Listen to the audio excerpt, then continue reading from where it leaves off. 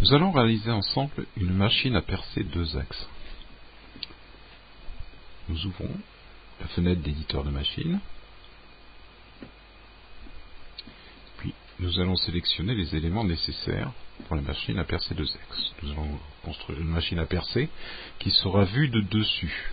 Il y a une bibliothèque qui s'appelle vue de dessus, qui nous propose des éléments sur la perceuse et un certain nombre de poutres pour nous permettre des déplacements dans les deux axes. Donc pour construire notre perceuse, il faut déjà savoir un peu où nous allons. Nous avons besoin, puisque c'est une perceuse deux axes, d'un déplacement en X et d'un déplacement en Y. Nous allons commencer par construire le déplacement en Y, qui contiendra la perceuse.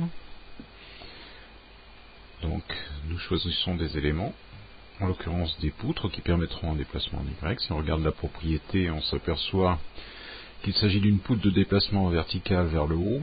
Donc vertical ici, ça représente le déplacement en Y, qui agit sur un actionneur.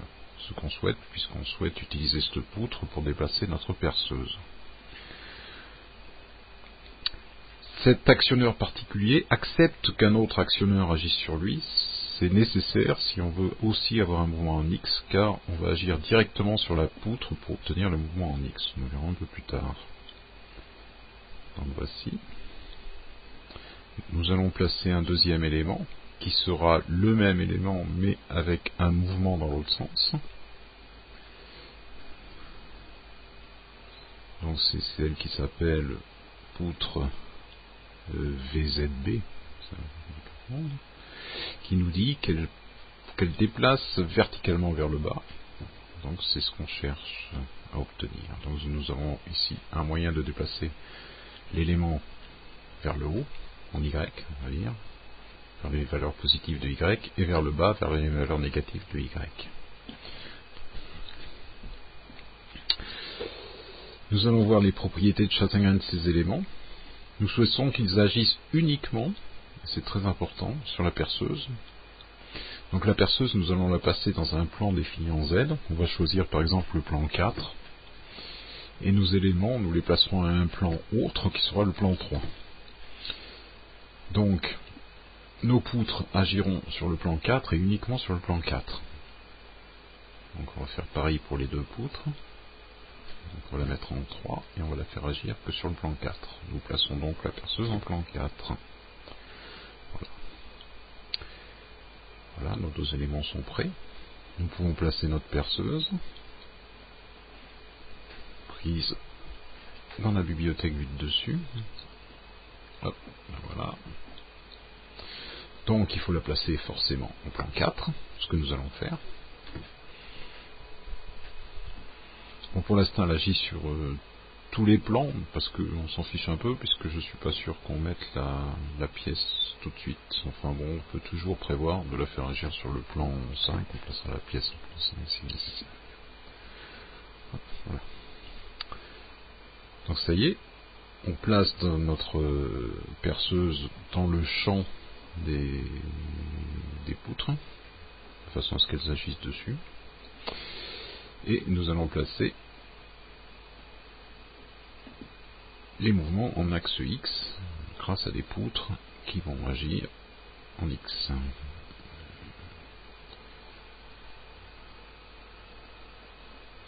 Donc on en prend une pour aller vers la droite. Donc voilà. Donc c'est aussi un élément vu de dessus qui permet un déplacement horizontal vers la droite, donc dans le sens des X vers la droite, sens positif. Donc là aussi bien sûr il agit sur l'actionneur et il déplace l'actionneur vers la droite. Nous allons placer l'élément qui va déplacer l'actionneur vers la gauche, on peut le placer de l'autre côté par exemple.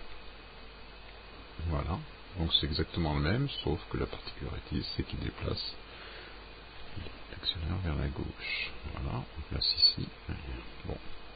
Comme toujours, on va se poser la question du plan sur lequel on veut qu'il agisse. On se rappelle qu'on a mis cela en plan 3, donc on va le faire agir uniquement sur le plan 3. C'est pas la peine de le faire agir sur d'autres plans.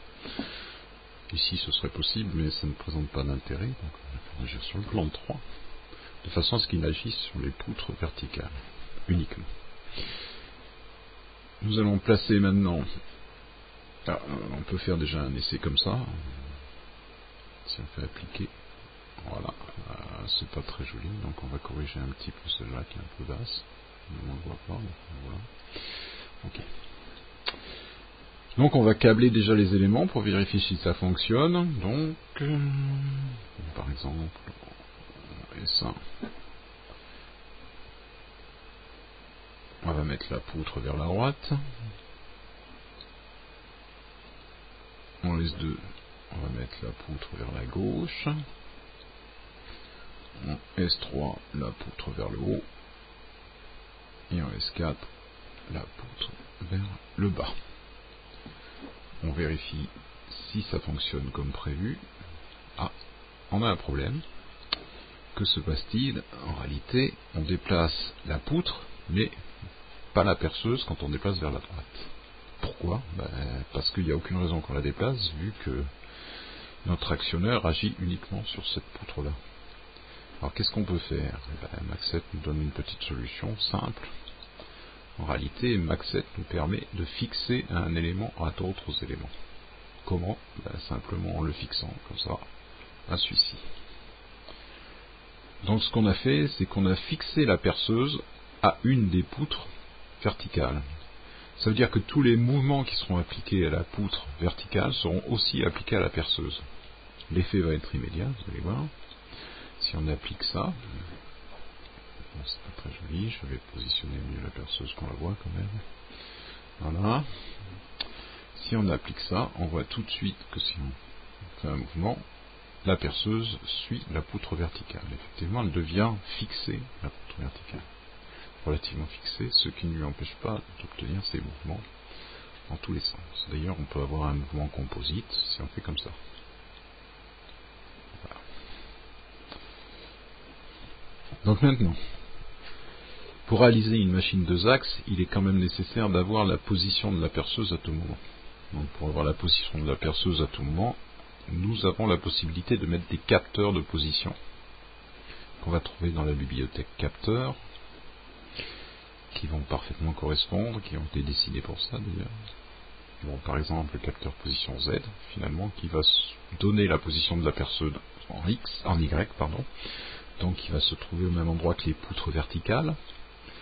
On se rappelle qu'il faut absolument qu'il agisse sur un plan donné. On ne peut pas se permettre d'agir sur plusieurs plans, car on risque d'avoir des informations, par exemple, il risque de nous donner des informations sur cet actionneur-là qui nous intéresse relativement peu. Donc si mes souvenirs sont bons, on a placé la perceuse en 4. Donc ce qui nous intéresse, c'est la position de la perceuse, et lui, on va lui aussi le placer en 3. Autre remarque, le capteur doit être fixé sur les poutres, de façon à se déplacer avec les poutres. Donc on va le fixer sur les poutres verticales, sur une poutre verticale quelconque, à la limite. Donc maintenant, il ne reste plus que le mettre à la même place, et là, notre capteur va nous donner la position de la perceuse. Je vais mettre un peu, donc on ne la voit pas beaucoup. Voilà. Et de la même manière, on a besoin d'une position en X, donc nous allons aller chercher dans notre bibliothèque capteur un capteur de position en X. Qu'est-ce qu'on a ça? On en a un ici, mais celui-là est peu adapté à ce genre de dessin. On vérifie, effectivement, il retourne la position de l'actionnaire. Ok. Alors bien sûr, on n'a pas besoin de le fixer puisque ces éléments ne se déplacent pas. Donc on peut choisir. Par contre, il faut qu'il agisse uniquement sur cette poutre-là, qui donne la position en X de cette poutre-là. Donc on va l'associer au plan correspondant aux poutres, qui est le plan numéro 3. Voilà. On peut le mettre soit en haut, soit en bas, ça ne changera pas grand-chose. On va le mettre ici, pourquoi pas. Voilà. Bon. Alors là, maintenant, on peut avoir les valeurs directement sur des entrées de l'automate, si on associe avec les entrées E1, ou sinon, on peut très bien mettre des afficheurs, ce qu'on va faire, en utilisant les afficheurs qui sont en bibliothèque. Donc un afficheur 3 digits, il s'agit d'un afficheur 3 digits, qui affiche la valeur présente sur son entrée commande. Donc nous allons mettre cet afficheur, nous allons en mettre un deuxième, identique, on a pu le copier, afficheur, le même, 3 digits, pour la valeur en Y. Voilà. Il nous reste à appliquer ça. Bien entendu, il va nous falloir nous câbler les afficheurs. pour l'interface. Donc je vais câbler directement les afficheurs, pour l'instant, dans un premier temps, sur les capteurs de position. Donc je ne sais plus lequel j'ai mis en premier, je pense que c'est celui-là. Comme ça, voilà. Et je vais faire pareil ici. C'est-à-dire que je passe pas par l'automate, il y a un peu de temps, voilà. Ok, et maintenant je vérifie tout ça. Voilà. Alors déjà les afficheurs me donnent une position, ce qui semble sous-entendre que ça fonctionne. Si effectivement l'afficheur en X me donne la position de ma perceuse en X, enfin plus exactement de ma poutre qui revient à la position de la perceuse vu qu'ils sont associés, et l'afficheur en Y va me donner la position Y de la perceuse. Voilà. Donc là j'ai une perceuse que je peux positionner où je veux en X et en Y. Voilà. Donc, on peut aller beaucoup plus loin, ce qu'on ne va pas faire parce que c'est un peu long. Donc on pourrait rajouter des boutons, etc., de façon à faire une réelle perceuse qui perce une pièce. On ne va pas le faire, je vais le montrer, j'ai un exemple qui a déjà été fait.